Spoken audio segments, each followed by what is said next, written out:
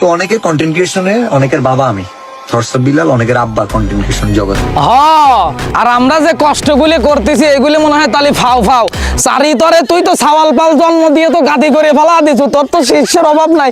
এই কুনাইতেন একজন উঠে এসে করছে ভালোবাসার আলো জ্বালাতে পেরেছে কজন, আর ওই আর এক কুনাইতেন আর একজন উঠে এসে করছে টাকা হলে পূরণ হবে মনের যত আশা, অপূর্ণতাই থেকে যাবে তোমার ভালোবাসা।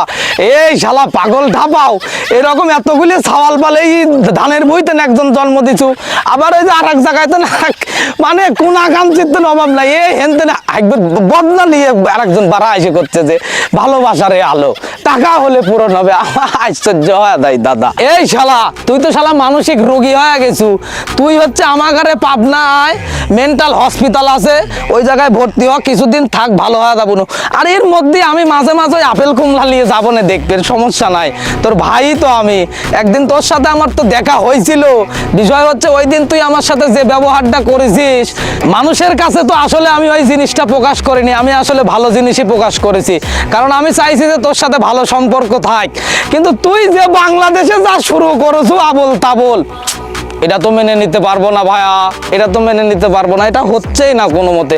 তুমি মানবিক কাজ করো, শালা মানবিক বন্ধ দে। তুই এখন মনে করতে বাংলাদেশের ট্রেন্ডিং বেশি দিন থাকে না ভাইয়া, এই জিনিসটা মনে হয় তোমার জানা নাই।